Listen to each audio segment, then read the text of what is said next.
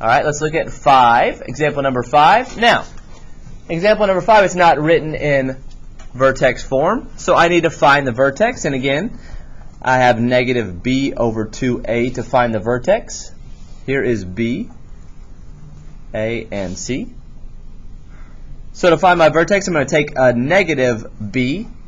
So a negative negative 2 is going to give me a positive 2 over 2 times a. 2 times a, which is 1. So 2 over 2 is going to give me a positive 1. So my vertex is at 1. And now I plug 1 in to find my y value. So 1 squared is 1 minus 2. 1 minus 2 is a negative 1. And negative 3 is 1 negative 4.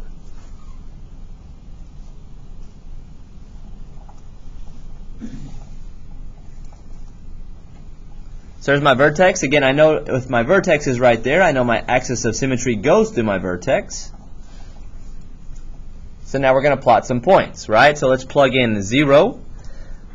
0 squared is 0. Minus 2 times 0 is 0. So at 0, my y value is negative 3. Which means if that's 1 unit away from my axis of symmetry, I have another point 1 unit away on the other side. So at 2, I also have a y value of negative 3.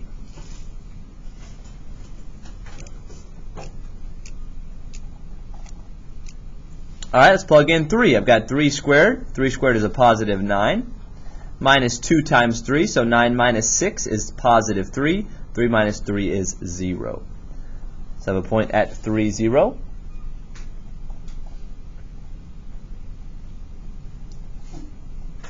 Now again, we have our axis of symmetry, so that point is 2 units away. So go over the other side 2 units, plot that puppy, bam, there it is. Graph your quadratic.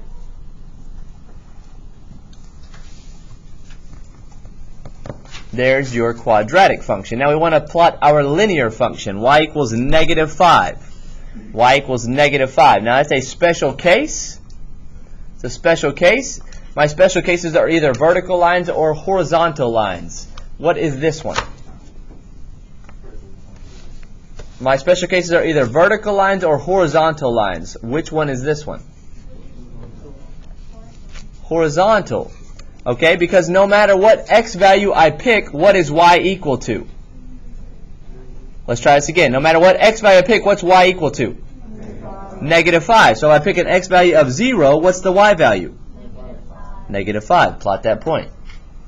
If I pick an x value of positive 5, y is still equal to negative 5. So plot that point.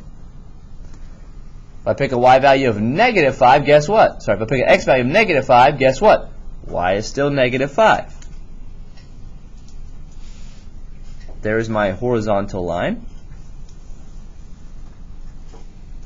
So what are the solutions? None. No solutions in A.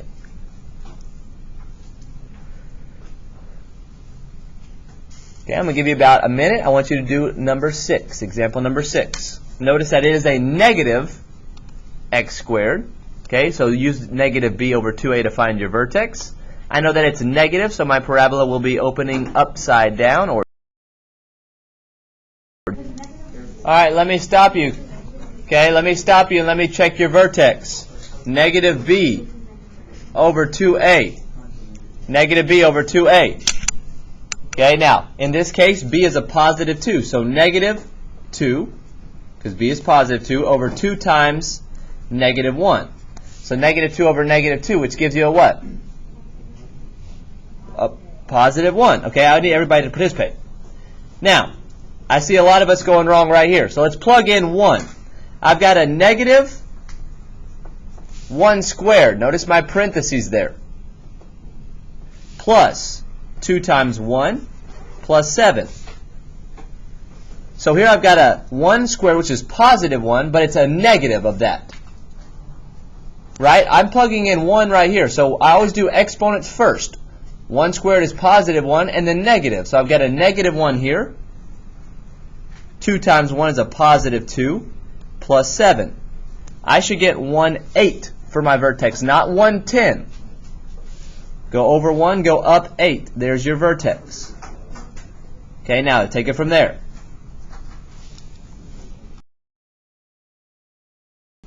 All right, let's graph our parabola here. Let's graph our parabola. So I've got my vertex is at 1, 8.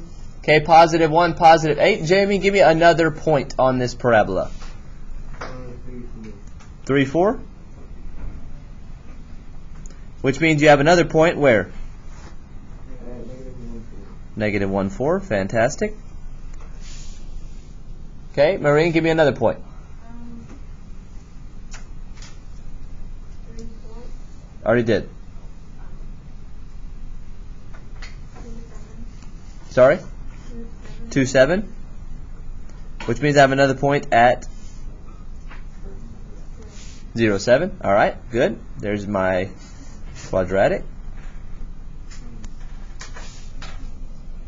Now let's plot our linear function. Our linear function has a y-intercept at positive 2, so we're going to go up 2. Bam, there it is right there. From there, our slope is negative 2. That's negative 2 over 1.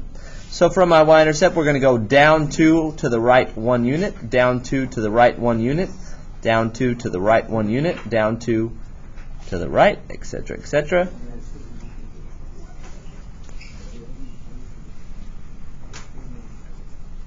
All right, your line looks like that.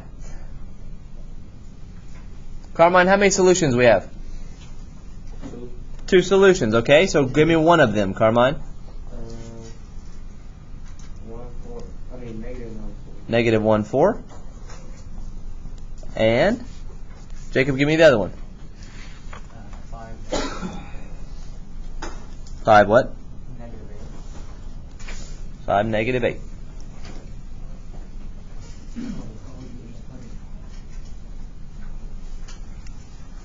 All right, so that's how we solve them by graphing. Let's look at how to solve them by substitution. Look at how to solve them by substitution. So again, the same thing is going to apply. Same thing is going to apply. These are the exact same as these problems. Right? So these are the exact same systems as these problems. So I should get the same solution, yes? All right, so here we go. We're going to solve them by substitution, meaning what are we going to do? Substitute, right? Okay, so I know that y is equal to 4x minus 2. So I'm going to put 4x minus 2 in place of y. So I've got 4x minus 2 is equal to x plus 2 squared minus 6.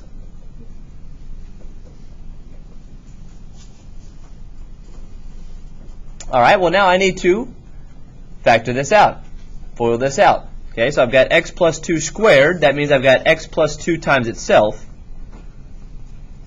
and then minus 6.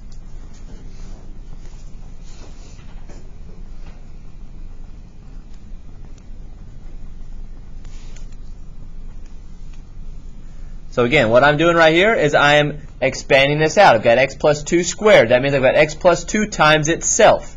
X plus 2, x plus 2. Still got this in minus 6 hanging out over here. So that's going to give me x squared plus 4x plus 4, and then minus 6. Over here I've got 4x minus 2. Now I'm going to get it all on the same side, and I'm going to combine like terms. So I'm going to subtract this 4x over here. I'm going to add 2 over here. So that goes away, because I want to solve this quadratic. And again, I have to get a 0 on one side to be able to solve a quadratic. So I've got x squared. I didn't touch the x squareds. Bring it down. I've got a positive 4x. I subtracted 4x. Oh my goodness, they go away. I've got 4 plus 2. That's 6. 6 minus 6. Oh my goodness, goes away. So x squared equals 0, meaning that x equals 0.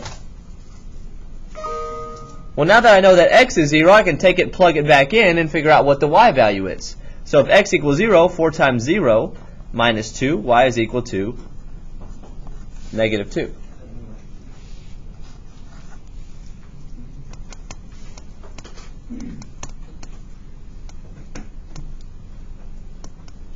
All right, I'm going to give you about a minute. I want you to do example number 5b. All right, so I plugged it in. Okay, I set them equal to each other. Negative 5 equals x squared minus 2x minus 3. add 5 to get 0, x squared minus 2x plus 2.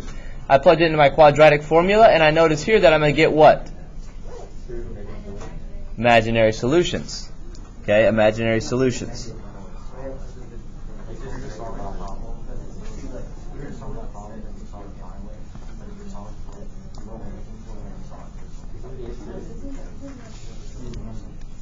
One plus or minus I.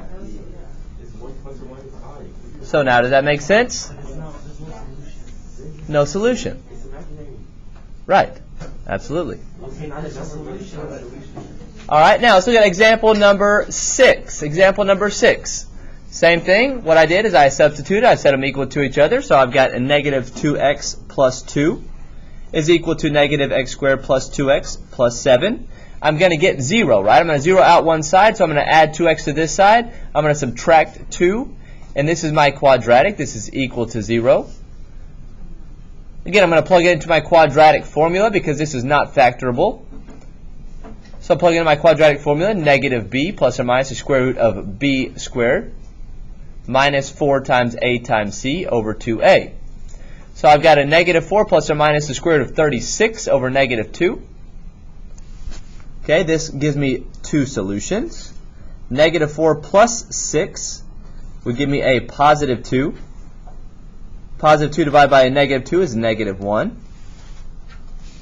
which again is what I got up there. And a negative 4 minus 6 is a negative 10. Negative 10 divided by a negative 2 is a positive 5, which again is what I got up there.